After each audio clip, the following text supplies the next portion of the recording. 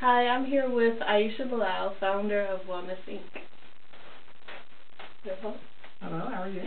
I'm fine. How are you? Good. Just to inform our viewers, what is Wellness Wellness Inc. is a educational services company located in the District of Columbia. Inc? Okay. Well, do you work with youth a lot in your area? Yes. Yes. And do you see a lot of violence? Yes. Um, in that children normally resort to violence as a first recourse when they're trying to resolve conflicts, unfortunately. We see fights in the schools and stuff like that. Why do you think that is? Various influences around them, neighborhood, gang-related activities, television, radio. Okay. What's the most common type of violence you see?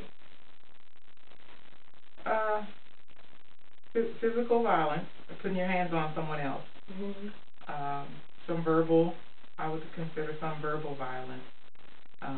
Calling people out of their names and making people feel, a certain way can be pretty violent for some people. Okay. In your opinion, do you think that violence has increased or decreased? Definitely increase. Yeah. Why? I mean, if I just measured from when I was a young person to Mhm. what I see today, Mhm. things are different. There are many more influences and opportunities, and sometimes a lot less consequences along the way. So whereas my parent may have maybe spanked me, Mhm. parents nowadays are, they don't want to get into that. They don't want to do that. Children call the police on the parent, different things like that. So some of the tactics, not to say that spanking is right or wrong, but that's not always the only consequence you can give, but you do need to have some type of consequence. But I think, first of all, you have to present a model of nonviolence for your children, and you don't always see that. Do you think the biggest influence comes from um, friends, peers, at home, or TV? I would say it's a combination of things. Mhm. For example, at home, you could have come from a decent home, nonviolent, your parents don't fight, you don't really get hit or spanked, etc. But you go to a school where it's the norm, then you begin to see those patterns in your child because they're at school 7 hours a day with people who believe in violence or resort to violence. And a lot of times those same children are put in situations where they have to resort to violence to protect themselves or to fit in. So it's a combination. A lot of children that we see, especially on the lower income scale or those that are falling behind in their studies, some of them come from communities or families where violence is the norm. Yelling is normal for them. Cursing is normal. Someone putting their hands on them is normal. And they feel comfortable doing it in the workplace, at school. Mhm. Do you feel that one cancels the other out? If I was brought up in a well, I was brought up in a well manner, and I go to a violent place every day, do you feel like that cancels out what I've been brought up as? No, some children um, miss that cycle. Some children never resort to that, but many do. Mhm. Many do.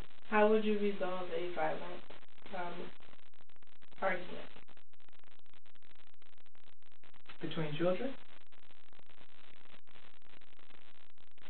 Uh, I think, well, as an educator, the patterns you establish early on are going to set the tone for what can and can't happen in your present. Um, Normally, the violence I see is not from children who are with me um, because we've established expectations for them. Um, say for instance, you have schools that have a no fighting policy. You fight, you get sent home. You're suspended. Mhm. That means it doesn't matter what the reason was. it's a consequence. It's across the board, fits everybody. So students, are a lot of times less likely to fight because they know the consequence is coming regardless of what the reason for the fight was.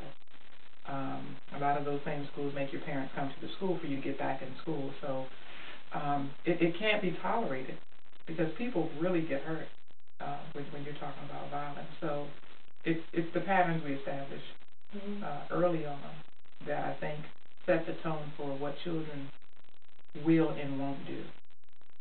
Do you believe that if you don't set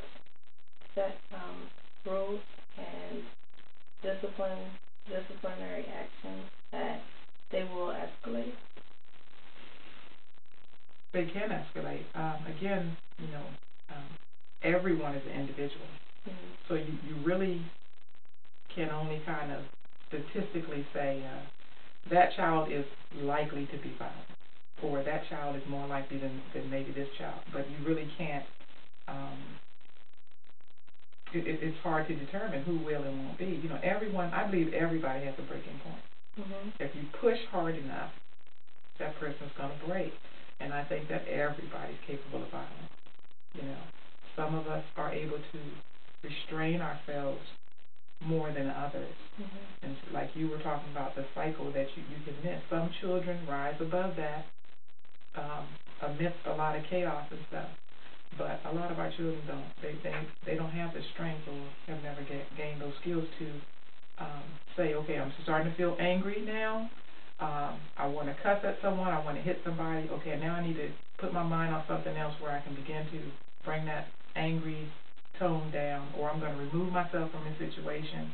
That person wants to provoke me. Now I'm going to remove myself. You know, um, you got to remember too that with young people, their brain is still developing, so they can't always rationalize. Not to say that adults always do it, mm-hmm. but we're more equipped with our brain functions developed to think about these things that we do as they come along. So with young people, they're still developing in that area. So some are better than others.